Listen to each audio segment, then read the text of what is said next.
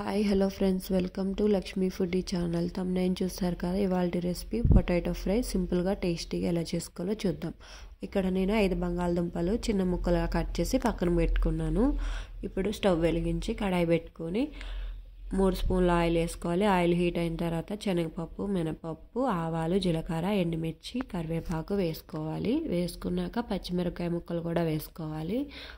వేసుకున్నాక పోపు వేగిన తర్వాత కట్ చేసుకున్న బంగాళదుంప ముక్కలు వేసుకోవాలి. వేసుకొని ఒకసారి బాగా కలుపుకొని మూత పెట్టి 10 నిమిషాల పాటు మగ్గించుకోవాలి. 10 నిమిషాల తర్వాత మూత తీసి ఒకసారి బంగాళదుంప ముక్కలన్నీ కలుపుకోవాలి. కలుపుకున్న తర్వాత మూత పెట్టి మరొక 5 నిమిషాలు మగ్గించుకోవాలి. మగ్గిన తర్వాత బంగాళదుంప కొంచెం ఉడికిపోతుంది కదా. ఉడికిపోయాక అందులో కొంచెం పసుపు, 1.5 స్పూన్ సాల్ట్, 1 స్పూన్ కారం వేసుకొని కలుపుకోవాలి. కలుపుకున్నాక కొంచెం 1 స్పూన్ ధనియాల పొడి కూడా వేసుకోవాలి. వేసుకున్న తర్వాత ఒకసారి బాగా మిక్స్ చేసుకొని మూత పెట్టకుండా మరొక 5 నిమిషాలు ఉడికించుకోవాలి.